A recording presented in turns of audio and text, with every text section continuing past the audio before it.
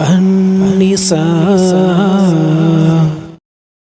بسم اللہ الرحمن الرحیم۔ ادعوہم لآبائہم هو اقسط عند اللہ، پکارو ان کو ان کے باپوں کے نام سے،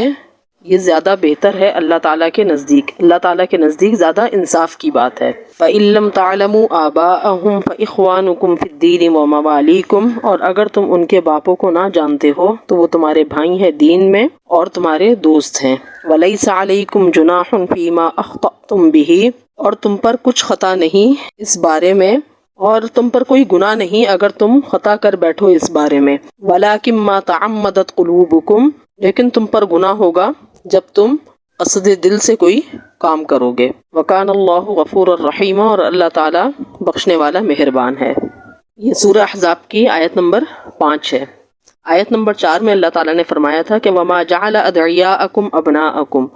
کہ تمہارے لے پالک جو بچے ہیں اللہ تعالیٰ نے ان کو تمہارا بیٹا نہیں بنایا۔ اسی حکم کی اللہ تعالیٰ یہاں پہ تھوڑی تشریح فرما رہے ہیں۔ یہاں پر اللہ تعالیٰ نے ہمیں فرمایا کہ ادعوہم لآبائہم، کہ لوگوں کو، بچوں کو ان کے باپ کے نام سے پکارا جائے گا۔ یہ اللہ تعالیٰ کے نزدیک زیادہ انصاف والی بات ہے کہ ہم باپ کی طرف نسبت کریں بچے کی، اور بچے کو باپ کے نام سے پکاریں۔ اللہ تعالیٰ کے نزدیک یہ زیادہ انصاف والی بات ہے۔ اور فرمایا کہ اگر تم ان کے باپ کو نہیں جانتے، تمہیں معلوم نہیں ہے، بچہ ایسا تمہیں ملا ہے، کہیں پڑا ہوا ملا ہے، یا بعض دفعہ ایسا ہوتا ہے کہ بچہ اتنا چھوٹا ہوتا ہے کہ وہ گم جاتا ہے اور وہ اپنے والد کا نام اس کو پتہ ہی نہیں ہوتا، وہ بتا ہی نہیں پاتا، تو اس صورت میں ہمیں، اگر ہم اس کی پرورش کریں گے یا اسے پالیں گے، اپنا نام نہیں دیں گے بلکہ اس کو اپنا دینی بھائی اور اپنا دوست بنا کر پالیں گے۔ تو یہاں یہ بات خوب سمجھ لینی چاہیے کہ ان آیات سے ہمیں پتہ چلتا ہے کہ آج کل جو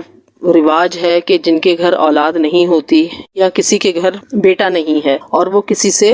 لڑکا گود لے لیتے ہیں یا بچہ گود لے لیتے ہیں اور لینے کے بعد اس کو اپنا نام دیتے ہیں، تو یہ کرنا جائز نہیں ہے، اسلام اس کی اجازت نہیں دیتا۔ جب یہ قرآن کریم کی آیت نازل ہوئی تھی تو بہت سارے اس وقت لوگ ایسے تھے جنہوں نے لے پالک بچے رکھے ہوئے تھے اور انہوں نے اپنا نام دیا ہوا تھا، جیسے کہ نبی کریم صلی اللہ علیہ وسلم نے بھی حضرت زید بن حارثہ رضی اللہ تعالی عنہ کو اپنا نام دیا ہوا تھا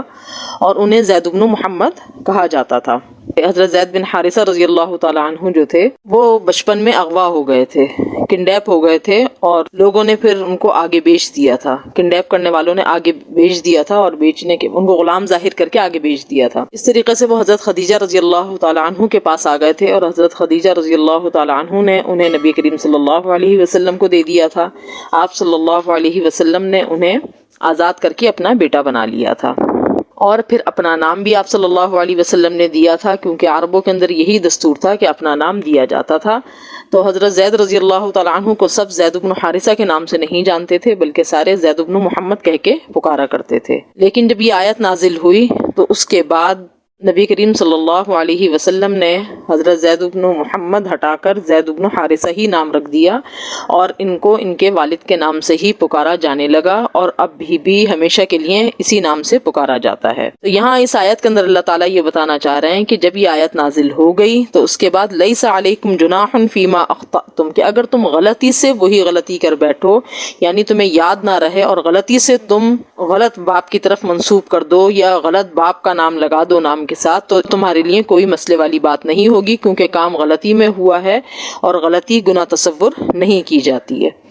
وَلَكِن مَّا تَعَمَّدَتْ قُلُوبُكُمْ، لیکن جو چیز تم نے دل کے ارادے سے کی ہے، جان بوجھ کر کسی کا نام لگایا ہے، جان بوجھ کر غلط والد کا نام لگایا ہے، تو یہاں پر تمہاری پکڑ ہوگی اور پھر اس کی سزا بھی سخت ہوگی۔ پھر اللہ تعالیٰ نے فرمایا وَكَانَ اللَّهُ غَفُورًا رَحِيمًا، کہ اگر بھول چوک کے کرو گے یا اگر قصدن بھی کرو گے اور اس کے بعد توبہ کر لو گے تو اللہ تعالیٰ بخشنے والا مہربان ہے۔ اس سلسلے میں احادیث میں بہت ساری وعیدیں آئی ہیں۔ صحیح بخاری اور صحیح مسلم کی حدیث ہے، حضرت سعد بن ابی وقاص رضی اللہ تعالیٰ عنہ روایت فرماتے ہیں کہ ان رسول اللہ صلی اللہ علیہ وسلم قال من ادعا الى غیر ابیہ وهو یعلم انه غیر ابیہ فالجنۃ علیہ حرام۔ رسول کریم صلی اللہ علیہ وسلم نے فرمایا کہ جس شخص نے اپنے باپ کے علاوہ کسی دوسرے شخص کو جان بوجھ کر اپنا باپ قرار دیا تو ایسے شخص پر جنت حرام ہے۔ اسی طریقے سے بخاری مسلم ہی کی دوسری حدیث ہے، عن ابی ہریرہ رضی اللہ تعالی عنہ قال لا ترغبوا عن آبائکم فمن رغب عن ابیہ فہو کفر۔ کہ نبی کریم صلی اللہ علیہ وسلم نے فرمایا کہ اپنے والد سے بے رغبتی اور اعراض مت کرو، اس لیے کہ جو شخص اپنے والد سے اعراض کرے گا تو اس نے گویا کہ کفر کیا ہے۔ اور اسی طریقے سے تیسری حدیث ہے، یہ بھی بخاری اور مسلم ہی کی ہے۔ تو ان احادیث سے پتہ چلتا ہے کہ کہیں نبی کریم صلی اللہ علیہ وسلم نے کسی حدیث کے اندر کفر سے تشبیہ دی ہے اس کام کو، اور کہیں پر نبی کریم صلی اللہ علیہ وسلم نے فرمایا کہ اس پر جنت حرام ہے۔ کہیں کسی حدیث کے اندر اس طریقے سے بھی وارد ہوا ہے کہ نبی کریم صلی اللہ علیہ وسلم نے فرمایا کہ اس پر اللہ تعالیٰ کی لعنت، اس پر اللہ کے نبی صلی اللہ علیہ وسلم کی لعنت، فرشتوں کی لعنت۔ تو اتنی سخت وعیدیں جو ہیں یہ اس بات پر نازل ہوئی ہیں کہ کوئی بھی شخص کسی بھی بچے کو غیر والد کی طرف منسوب کرے یا بچہ خود اپنے آپ کو اپنے والد کے علاوہ کوئی دوسرا نام لگائے تو یہ اس پر اتنی سخت وعیدیں نازل ہوئی ہیں۔ تو اس لیے اگر کبھی ایسی صورتحال پیش آئے کہ والد کا معلوم نہ ہو کہ بچہ کہیں گم ہو گیا ہے، کسی نے لے کے پالا ہے، اپنا بیٹا بنا لیا ہے اس کو، تو اس صورت میں والد ہی کا نام لگایا جائے گا، یا اگر والد کا نام معلوم نہیں ہے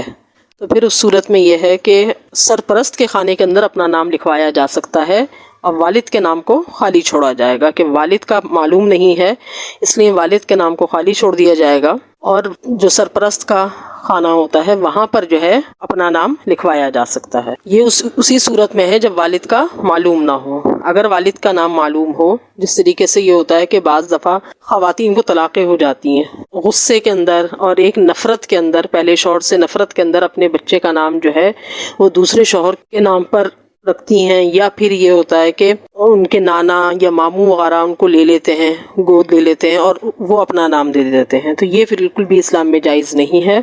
والد ہی کا نام لگانا ضروری ہے۔ والد کے علاوہ کسی دوسرے کا نام لگائیں گے تو پھر یہ وعید ان وعیدوں کے مصداق ٹھہریں گے۔ اب یہاں پر یہ کچھ مسائل بھی سمجھ لیں۔ جو لوگ جو ہے لے پالک بچے لیتے ہیں، کہ کسی کا بھی بچہ لیا اور اس کو اپنے پاس لے کر پالا، اس کا حکم یہ ہے کہ ایک تو وہ ہمارا حقیقی بچہ نہیں ہوتا، کہ اس کا نسب کسی صورت بھی ہم اپنے ساتھ شامل نہیں کر سکتے،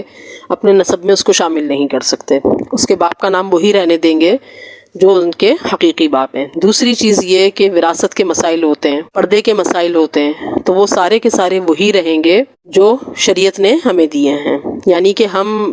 اس کو بیٹا بنانے کی وجہ سے وہ واقعی میں بیٹا نہیں بنے گا، یعنی کہ بیٹا جو ہے وہ وراثت کا حقدار ہوتا ہے، اسی طریقے سے بیٹے سے پردہ نہیں ہوتا ماں کا، یا بیٹی لی ہے تو بیٹی سے باپ کا پردہ نہیں ہوتا، اور بیٹی وراثت کی حقدار ہوتی ہے، باپ کا نام لگتا ہے اس کے آگے، تو یہ ساری چیزیں جو ہے متبنی کے آگے نہیں لگائی جائیں گی جس کو لے کر پالا گیا ہے، اور یہ لگانا جائز نہیں ہوگا۔ ہاں البتہ یہاں پر یہ مسئلہ بھی وضاحت سے سمجھ لینا چاہیے کہ کسی کو یہ اشکال ہو سکتا ہے کہ جب والد کے نام کے علاوہ کسی اور کا نام نہیں لگا سکتے تو خواتین شادی کے بعد اپنے نام کے آگے اپنے شوہر کا نام لگاتی ہیں، تو کیا یہ جائز ہوگا؟ تو یہ اشکال آ سکتا ہے ذہن کے اندر۔ تو اس کا جواب یہ ہے کہ قرآن کریم میں خود اللہ تعالیٰ نے کئی خواتین کا ذکر اللہ تعالیٰ نے شوہر کی نسبت سے کیا ہے، جس طریقے سے اللہ تعالیٰ نے قرآن کریم میں فرمایا، بسم اللہ الرحمن الرحیم، جیسے اللہ تعالیٰ نے قرآن کریم میں فرمایا ہے کہ ضرب اللہ مثلا للذین کفروا امرأۃ نوح وامرأۃ لوط، اللہ تعالیٰ نے مثال بیان کی کافر لوگوں کے لیے حضرت نوح علیہ الصلوۃ والسلام اور حضرت لوط علیہ الصلوۃ والسلام کی بیوی کی۔ تو یہاں پر اللہ تعالیٰ نے شوہر سے نسبت کی ہے، شوہر کے نام لیے ہیں اور شوہر کی بیوی قرار دیا۔ اسی طریقے سے اللہ تعالیٰ نے دوسری آیت کے اندر فرمایا کہ ضرب اللہ مثلا للذین آمنوا امرأۃ فرعون، کہ اللہ تعالیٰ نے مثال بیان کی ایمان والوں کے لیے فرعون کی بیوی کی۔ تو یہاں پر بھی اللہ تعالیٰ نے فرعون کی جو بیوی آسیہ ہیں ان کا ذکر فرعون کی نسبت سے کیا ہے، اور اسی طریقے سے نبی کریم صلی اللہ علیہ وسلم کی احادیث سے بھی ہمیں معلوم ہوتا ہے کہ کئی احادیث میں نبی کریم صلی اللہ علیہ وسلم نے خواتین کی نسبت شوہر کی طرف کی ہے، کہ جس طریقے سے ایک مرتبہ نبی کریم صلی اللہ علیہ وسلم کی خدمت میں حضرت عبداللہ ابن مسعود رضی اللہ تعالیٰ عنہ کی اہلیہ حضرت زینب رضی اللہ تعالیٰ عنہ حاضر ہوئیں۔ آپ صلی اللہ علیہ وسلم نے پوچھا کہ کون ہے؟ تو انہوں نے کہا کہ زینب۔ آپ صلی اللہ علیہ وسلم نے فرمایا کون سی زینب؟ تو انہوں نے کہا کہ عبداللہ بن مسعود کی اہلیہ۔ اور اسی طریقے سے اور بھی ہیں کچھ احادیث جس میں نبی کریم صلی اللہ علیہ وسلم نے خود یہ فرمایا ہے کہ فلاں کی زوجہ آئی ہیں یا فلاں کی گھر والی، فلاں کی عورت آئی ہیں۔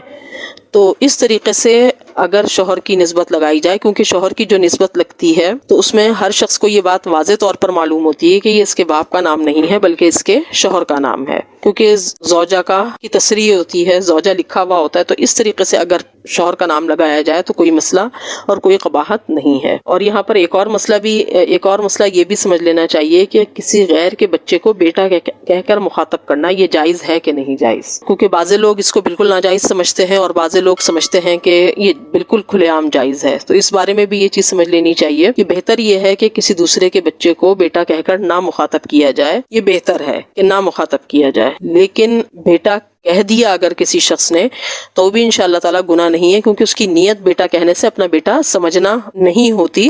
بلکہ وہ ویسے ہی پیار کے اندر بیٹا کہہ رہا ہوتا ہے۔ اور یہ نبی کریم صلی اللہ علیہ وسلم سے بھی یہ بات ثابت ہے کہ آپ صلی اللہ علیہ وسلم حضرت انس رضی اللہ تعالی عنہ کو بیٹا کہہ کر مخاطب فرمایا ہے۔ تو اس لیے اس میں بہت زیادہ